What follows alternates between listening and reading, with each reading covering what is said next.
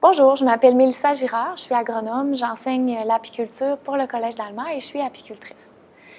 Le sujet de cette capsule-là va être la loque américaine, une maladie apicole très grave qui est vraiment importante d'apprendre à reconnaître, mais vous devriez aussi savoir comment l'éliminer de votre cheptel si vous êtes aux prises avec cette maladie. Voici les points que je vais vous présenter dans cette capsule concernant la loque américaine. Alors, l'agent pathogène lui-même, son cycle de vie, comment il peut être transmis, les signes et symptômes, le dépistage de la maladie. Je vais comparer la loque américaine avec la loque européenne. Je vais aussi vous parler de prévention et des traitements, bien sûr. La loque américaine est causée par une bactérie sporulente, donc qui forme des spores. Son nom latin est Penibacillus larvae. Cette bactérie-là affecte le couvain, en fait, seulement les larves, pas les pupes ni les abeilles adultes. La loque est vraiment très contagieuse, puis elle peut entraîner la mort d'une colonie très rapidement s'il n'y a pas de traitements qui sont effectués. En fait, c'est la maladie apicole la plus dommageable à travers le monde. Si vous êtes aux prises avec cette maladie-là, vous devez obligatoirement en avertir le ministère de l'Agriculture, le MAPAC. C'est une maladie à déclaration obligatoire ici au pays. La spore dont je vous ai parlé, c'est la forme de résistance de la maladie, son moyen de dissémination. Dans les conditions environnementales adéquates, alors pour cette bactérie-là, c'est dans le système digestif de la larve, la spore va germer et va devenir infectieuse. En germant, en fait, elle devient une bactérie dans les tissus larvaires de l'abeille. Une fois dans la larve, la bactérie va se multiplier et les nombreuses bactéries vont former ensuite des spores qui vont permettre la dissémination de cette maladie-là. C'est les larves entre 0 et 48 heures de vie, alors tout de suite après le stade œuf, qui sont les plus susceptibles à la loque. Passé cet âge-là, les larves sont résistantes à la maladie, alors les pupes et les adultes ne sont jamais atteintes, comme je vous l'ai dit. Les larves vont ingérer les spores de la loque dans leur nourriture. Je vais y revenir dans la section sur la transmission. À mesure que la bactérie se multiplie dans la larve, celle-ci va changer de couleur. Elle va passer du blanc perle, qui est la couleur normale et saine d'une larve, au jaune, au brun et ensuite au noir. Ce qui rend très difficile le dépistage précoce de la maladie, c'est que les larves, normalement, ils ne présentent pas de symptômes avant que l'opercule soit construit. Alors, c'est très, très difficile de la détecter rapidement là, quand la larve est jeune. Une larve morte par cette maladie-là, sous l'opercule, peut contenir jusqu'à 2 milliards de spores. Et imaginez que ça prend seulement une dizaine de spores pour contaminer une larve saine. Alors, avec 2 milliards de spores pour une seule larve, imaginez le nombre d'abeilles là, qui peuvent devenir infectées via une seule larve atteinte au départ. Au fur et à mesure que la larve change de couleur, elle va ramollir et s'affaisser là, sur la paroi de l'alvéole. Quand la larve est morte, elle va devenir visqueuse. Puis on va revenir sur cet aspect-là parce que c'est très important là, dans les critères de dépistage. La larve va ensuite se dessécher puis former une écaille qui va adhérer à la paroi de l'alvéole. Ce symptôme-là permet de distinguer la loque européenne de la loque américaine. Puis ça aussi, je vais y revenir plus tard là, lorsqu'on va comparer les deux maladies. Par contre, une caractéristique très spécifique à la loque américaine, c'est la vision de la langue qui demeure droite et proéminente chez la pupe qui est morte puis écrasée dans le fond de l'alvéole. Ce qui est très problématique avec la loque, c'est que les spores sont très résistantes. Après plus de 30 ans sur la surface du matériel apicole, les spores peuvent être réactivés. Il faut donc être très vigilant si vous achetez du matériel apicole usagé. Même à 100 degrés Celsius, après 8 heures, les spores ne meurent pas. Alors, vous imaginez la force de cette maladie-là, la résistance des spores. Je vous ai expliqué le cycle de vie de l'agent pathogène, qui est très, très simple. En fait, toutes les bactéries ont un cycle de vie très peu compliqué. Maintenant, je vais vous énumérer plutôt les moyens de transmission de la maladie entre les abeilles d'une même ruche, entre les ruches et aussi entre les ruchers. Entre les abeilles d'une même ruche, comment est-ce que ça se produit? Les abeilles nettoyeuses qui vont être chargées de nettoyer les alvéoles avant que la reine ponde peuvent contaminer leur corps, leurs pièces buccales, mais aussi leur système digestif en essayant d'enlever les larves mortes de loques qui seraient présentes dans les alvéoles. Donc, si elles sont remplies de spores, elles vont pouvoir les accumuler dans leur système digestif, puis lorsqu'elles font de la trophallaxie, alors qu'elles vont transférer de la nourriture d'une abeille à une autre abeille, en fait, elles peuvent bien sûr transmettre la maladie comme ça. Puis les abeilles nourrices, qui sont chargées de nourrir les très jeunes larves, si elles sont porteuses de spores de loques aussi, bien, elles vont bien sûr nourrir les larves avec de la nourriture contaminée. Pour ce qui est de la transmission entre les ruches d'un même rucher ou de ruchers différents, les modes de transmission sont sensiblement les mêmes là, dans les deux situations. Le pillage des ressources est toujours à éviter. Laissez pas du vieux matériel traîner en dehors de votre bâtisse ou des hausses à miel à l'extérieur dans le but de les faire nettoyer là, après l'extraction. C'est pas une méthode qui est vraiment recommandée, surtout pas quand on parle de diminuer la transmission ou les risques potentiels là, de transmission de maladie. Alors, les abeilles qui vont visiter du matériel contaminé vont bien sûr rapporter la maladie là, dans leurs ruches respectives. La dérive peut aussi être un autre moyen de transmission de la loque. Assurez-vous que vos ruches aient une orientation différente pour que les abeilles reconnaissent très bien là, leur ruche, leur maison. Alors, l'orientation des ruches là, va vraiment aider à diminuer les risques de dérive. Bien sûr, la loque peut venir avec les abeilles que vous achetez d'un autre apiculteur. Essayez de vous approvisionner chez un apiculteur qui est reconnu, qui a un cheptel sain. Si vous désirez vous en assurer, vous pourriez demander un certificat sanitaire à cet apiculteur-là, qui vous devra donc faire inspecter ses ruches par soit un vétérinaire du ministère ou un inspecteur là, chargé de la santé et du bien-être des abeilles. Et par la suite, vous remettre ce certificat-là qui atteste qu'il n'y a pas de loque dans son cheptel. Je vais vous expliquer dans une autre section ce que vous devriez faire avec le matériel qui provient d'une entreprise apicole autre suite à l'achat d'abeilles. La transmission peut évidemment se faire via votre propre matériel apicole. Les hausses, les cadres de couvain sont les éléments de la ruche qui sont vraiment le plus exposés aux spores. Par contre, négligez pas vos vêtements, vos habits, vos gants, votre enfumoir que vous manipulez avec vos mains, puis surtout le lève-cadre. Dans cette section-ci, j'aimerais vous apprendre à reconnaître les signes et symptômes causés par la loque. Je pense que c'est un aspect vraiment très important à connaître. Au tout début de la maladie, la colonie va avoir une activité normale, les symptômes ne vont pas être visibles. Ensuite, lorsque le stade commence à être un peu plus avancé, il peut avoir une forte odeur de colle ou d'autres disent de poisson pourri qui va être détectée lorsqu'on ouvre la ruche.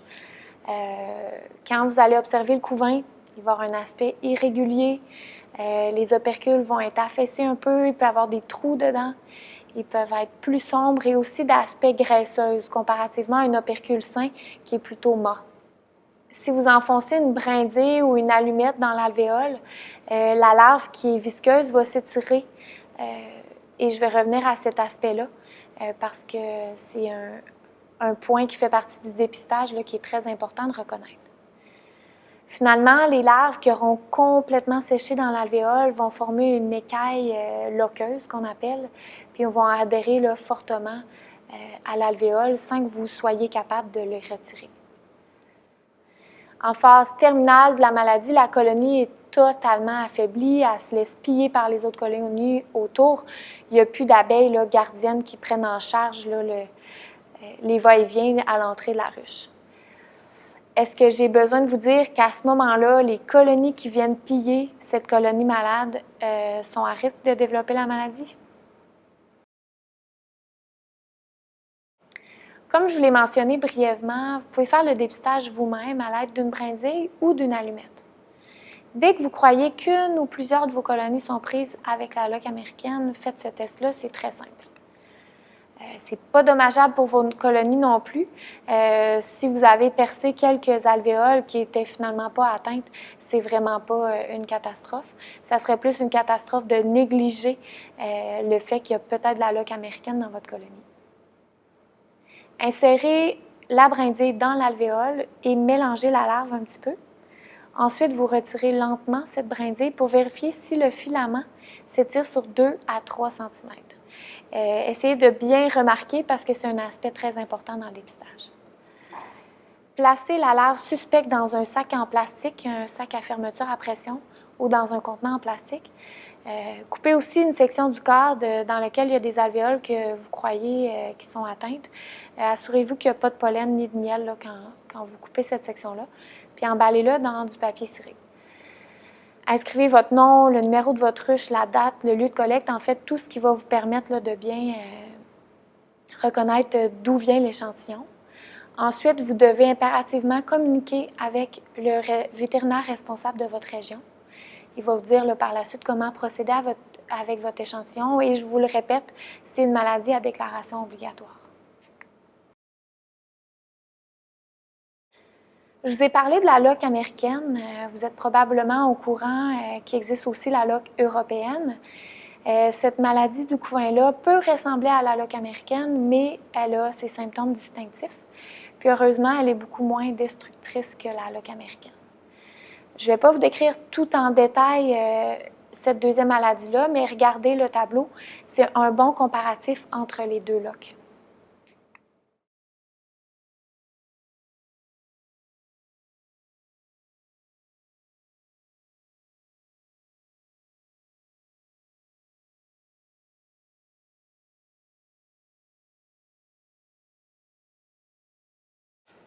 Bien sûr, je vais vous parler des traitements pour limiter ou éliminer là, la loque lorsqu'elle est présente, mais vous savez qu'il est toujours mieux de prévenir que de guérir. Alors, comment prévenir cette maladie? Premièrement, il y a certains critères génétiques qui sont à privilégier. Alors, ayez des abeilles avec un bon comportement hygiénique. Vous pourriez donc, pour ce faire, envisager de changer vos reines si vos colonies ne sont pas assez nettoyeuses. Une autre raison de changer de reine, c'est si vos colonies ont un comportement de pillage qui est vraiment trop fort. Il faut donc, comme je vous l'ai mentionné, éviter le pillage et la dérive dans tous les cas, pas juste dans le cas de la loque américaine. Le pillage, en général, c'est vu comme le vol des ressources d'une colonie par les abeilles d'une ou de plusieurs colonies. Par contre, les apiculteurs qui font le nourrissage de leur colonie au baril, alors un baril rempli de sirop avec une substance qui flotte pour pas que les abeilles s'envolent, c'est une autre forme de pillage aussi. Des centaines d'abeilles de plusieurs ruches vont se rencontrer au même endroit pour s'abreuver en sirop. Puis ici, il y en a certaines d'entre elles qui sont porteuses de la loque américaine ou d'autres maladies aussi, bien sûr. Ils peuvent le transmettre à leurs voisines butineuses à ce moment-là. Alors, ce que je vous conseille, c'est sûr que pour les apiculteurs qui ont un gros cheptel, c'est plus de travail, mais vous devriez nourrir vos abeilles séparément avec des nourrisseurs individuels. Du moins pour ce qui a trait à la transmission, les risques de transmission de maladies, c'est préférable de cette façon-là. Pour éviter la contamination en mode préventif, puis non seulement en cas de diagnostic de la maladie, vous devriez aussi stériliser votre lève-cadre puis votre enfumoir entre les ruchers. Lavez fréquemment votre habit, évitez l'échange de matériel entre les colonies atteintes ou potentiellement atteintes et celles qui sont saines. Je pense que ça, c'est assez évident. Et quand vous faites la tournée de vos ruches sur un même rucher, finissez toujours par les colonies qui sont potentiellement atteintes pour diminuer les risques là, de transmission de la maladie, bien sûr. Si vous achetez des colonies d'un autre apiculteur, comme des nucléis, rapidement, vous devriez éliminer les cadres qui venaient avec cette ruchette-là. Si la loque ou toute autre maladie, bien sûr, sont présentes ou pas, éliminez quand même les cadres. Comme ça, vous allez diminuer les risques de présence de maladies dans votre colonie. Lorsqu'on parle de prévention c'est sûr que c'est très important de bien reconnaître la maladie, de savoir comment la dépister. Je vous en ai déjà parlé dans la section précédente, mais je voulais vous le rappeler parce que c'est primordial lorsqu'on parle de prévention de maladie. Quand vous travaillez seul dans votre rucher, personne ne peut faire le premier diagnostic à votre place, donc soyez bien informés et alerte par rapport à la loque américaine. Finalement, en termes de prévention, n'oubliez pas que le renouvellement annuel des cadres est un aspect très, très important. C'est très important dans toute votre régie apicole et encore plus lorsqu'on parle des maladies. 20% des cadres devraient être changés à chaque année ou plus même en cas de maladie. Alors, les cadres ou plutôt les rayons de cire sont le support de plusieurs maladies puis des produits chimiques, autant ceux que vous utilisez dans vos colonies pour les traitements ou les pesticides qui sont présents dans l'environnement. Donc, il n'y a vraiment aucun avantage à conserver les cadres à couvain le plus longtemps possible. Au contraire, c'est plus dommageable de les garder longtemps que de faire un bon renouvellement là, à chaque année. Si jamais, malheureusement, vous diagnostiquez la loque américaine dans une ou plusieurs de vos colonies, qu'est-ce que vous devez faire? Il y a l'option des traitements physiques et celle des traitements chimiques. Et souvent, les deux peuvent bien se combiner aussi. Si l'infestation est isolée puis petite, retirez simplement les cadres sur lesquels vous détectez la maladie et brûlez-les. Isolez là où les colonies qui sont atteintes, même si vous avez retiré les cadres qui avaient de la maladie dessus. Il ne faut pas juste tasser les ruches à quelques mètres à côté d'où elles étaient. Il faut vraiment les placer dans un rucher à part, en quarantaine si on veut. Si l'infection est vraiment trop avancée, que ce n'est pas juste quelques cellules, là, quelques alvéoles qui sont atteintes, que la colonie est vraiment, vraiment infestée, vous devriez vraiment envisager de tout brûler. Ça va être beaucoup plus avantageux pour vous d'essayer de la sauver puis de la conserver. Vous pourriez envisager de faire un transvasement des abeilles pour diminuer la pression des spores contenus dans la colonie. Même si vous avez jeté les quelques cadres là, qui contenaient de la maladie, le transvasement est vraiment une bonne option qui s'applique aux colonies qui sont infectées, disons, entre 10 et 100 alvéoles atteintes dans toute la colonie, alors des infections petites à moyennes. Regardons ensemble les étapes du transvasement. Premièrement, vous allumez un feu dans un baril, tout près de la ruche à transvaser. Deuxièmement, vous déplacez la ruche malade à 1 mètre, disons environ d'où elle était. Et à l'emplacement initial, vous mettez une ruche saine dans laquelle il y a 2 cadres bâtis qui sont insérés. Ces cadres-là vont permettre aux abeilles de se grapper là, une fois qu'elles auront rentré dans la nouvelle ruche. Étendez devant la nouvelle ruche un grand papier ou un grand carton d'au moins 1 mètre par 1 mètre. Ce papier-là va servir à récolter les débris et le nectar lorsque vous allez secouer les abeilles des cadres de la ruche malade. Une fois que les cadres de la ruche vont être brassés, secoués pour que les abeilles tombent, soient délogées, vous devez absolument brûler ces cadres-là. Bien sûr, faites attention à votre reine. Vous pouvez soit la secouer sur le carton elle aussi ou la placer manuellement dans la ruche là, si vous ne voulez pas qu'elle soit blessée dans le processus. Alors, les cadres vont être brûlés même s'ils contiennent du miel à l'intérieur. Tout ce qui est présent dans tous les cadres là, qui sont présents dans la hausse à couvain devraient aller dans le feu. Grattez aussi dans la hausse, le plateau, l'entretoit, etc., l'excédent de cire et de propolis, puis brûler aussi ces débris-là. Quand les abeilles vont tout avoir remonté dans la nouvelle ruche, brûlez le papier en faisant bien attention de récolter tous les débris puis de rien laisser tomber là, dans l'herbe devant la colonie. Finalement, lavez-vous les mains avec de l'eau savonneuse et si vous portiez des gants, brûlez-les simplement. Toutes les autres parties de la ruche, la hausse, le couvercle, etc., vont pouvoir être désinfectées. C'est la beauté de la chose avec le transvasement. Vous n'avez plus besoin là, de tout brûler votre matériel. Il y a plusieurs options qui s'offrent à vous.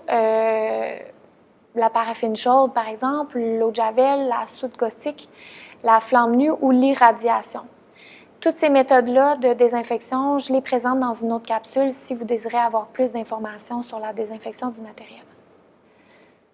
Ce qui est intéressant aussi avec le transvasement, c'est si vous avez 2 colonies qui sont relativement faibles, moyennement fortes, si on veut, ça peut être un bon moment lors du transvasement de les réunir ensemble.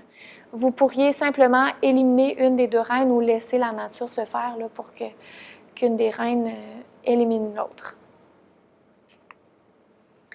Suite au transvasement, les abeilles qui vont être rentrées dans la nouvelle ruche doivent jeûner pendant 12 heures. Pendant ce temps-là, soit les abeilles vont consommer le miel qu'elles avaient dans leur jabot ou le régurgiter dans les nouveaux cadres que vous avez placés dans la ruche. La partie qui va être consommée, donc digérée par les abeilles, va être rejetée dans les déjections des abeilles plus loin de la colonie, alors une quantité de spores va être éliminée dans la nature de cette façon-là. Puis pour ce qui est des cadres qui ont été introduits, si les abeilles ont mis le miel qu'elles transportaient à l'intérieur, alors de toute façon, ce miel-là qui est contaminé va être retiré parce que vous devez brûler les cadres, ces 2 cadres-là aussi. Donc après 12 heures, vous les secouez sur un nouveau papier devant la ruche. Lorsque les abeilles sont montées, vous brûlez le tout, encore une fois. Un petit aspect important, on utilise de la fumée quand on travaille en apiculture. Utilisez-en pas quand vous faites cette étape-là parce que vous savez quand on met de la fumée dans une colonie, les abeilles ont tendance à aller se gorger de miel. Alors, on ne veut pas qu'ils reconsomment le miel qui est porteur de spores là, dans les 2 cadres. Alors, faites-le sans fumer. À ce moment-là aussi, il n'y a pas de couvain dans votre ruche, vous aurez tout brûlé au préalable. Alors, si vous savez que vos abeilles auraient besoin là, d'un traitement contre le varroa, ça peut être un bon moment de faire un traitement à l'acide oxalique. Si vous avez besoin ou si vous désirez faire un traitement aux antibiotiques, vous devez bien sûr toujours respecter la posologie prescrite par le vétérinaire. Si vous respectez pas les doses à mettre, vous pouvez entraîner le développement de la résistance à l'antibiotique et créer la présence là, de résidus dans votre miel. Alors, c'est très important de suivre ce que le vétérinaire va vous dire. Le processus de transvasement se termine donc avec l'introduction de 10 cadres bâtis qui sont sains dans la nouvelle ruche et par le nourrissage des abeilles. Si vous n'avez pas donné d'antibiotiques, vous devriez envisager de les nourrir parce que les abeilles repartent à zéro, surtout si les conditions de butinage ne sont pas très, très bonnes. Si vous avez donné un antibiotique, attendez simplement que tout le sirop contenant cet antibiotique-là soit consommé avant de nourrir vos colonies. Voilà, il y a plusieurs étapes à suivre, mais le transvasement, il permet de conserver des colonies atteintes puis d'éviter de les brûler. Bien sûr, si ce n'est pas des colonies qui sont fortement atteintes, juste celles qui sont atteintes faiblement à moyennement.